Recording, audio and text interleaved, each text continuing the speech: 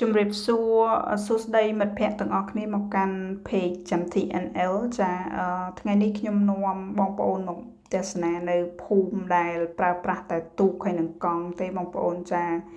វីដេអូមុនខ្ញុំធ្លាប់បានធ្វើម្ដងហើយអំពីភូមិនេះដោយសារឥឡូវហ្នឹងខែក្តៅមកដល់ទៀតហើយបងប្អូនចាថ្ងៃនេះគឺក្តៅមែនទែនរហូតដល់31ដឺក្រេចា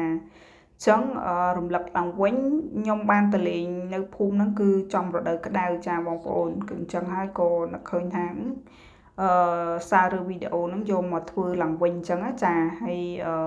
វីដេអូនេះគឺខុសពីវីដេអូមុនប៉ុន្តែនៅក្នុងទស្សនវិជ្ជាភូមិនឹងតែមួយទេបងប្អូនគេហៅភូមិគីហុនចានៅប្រទេសហូឡង់ហ្នឹងចាគឺល្បីល្បាញណារឿងភូមិនេះចាភូមិដ៏ស្រស់ស្អាតដូចគំនូរអញ្ចឹងណាបងប្អូន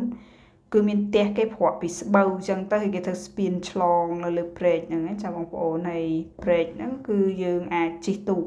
ខ្ញុំគិតថាទឹកព្រែកហ្នឹងគឺអត់សូវជ្រៅប្រហែលទេរាក់ចាហើយប្រទេសហូឡង់នេះគឺថា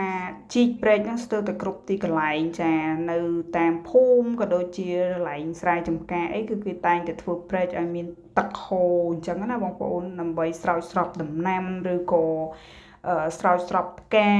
រុក្ខជាតិអីនៅតាមផ្ទះអីចឹងណាបងប្អូនចា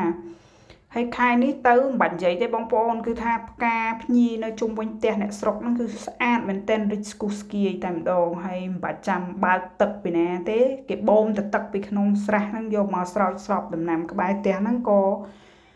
មិនបាច់អស់លុយច្រើនដែរបងប្អូនចាខ្ញុំធ្លាប់ឃើញណាគាត់ប្រើប្រាស់ទឹកព្រែកហ្នឹងទេខែក្តៅអញ្ចឹងគេមានព្រែកនៅគ្រប់កន្លែងអញ្ចឹងម្ចាស់ផ្ទះគ្រាន់តែបើក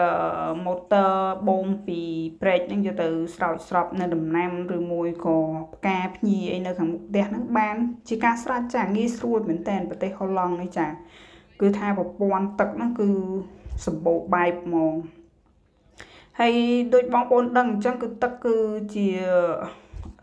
ធាតុមួយសំខាន់ក្នុងការរស់នៅបងប្អូនចាឡើងយើងមិនអាចរស់នៅដោយអត់ទឹកបានទេអញ្ចឹងគឺប្រជាជនហូឡង់នេះគឺថាផ្សារភ្ជាប់ទឹកហ្នឹងជាមួយការរស់នៅនោះដោយការធ្វើព្រែកចាព្រែកហ្នឹង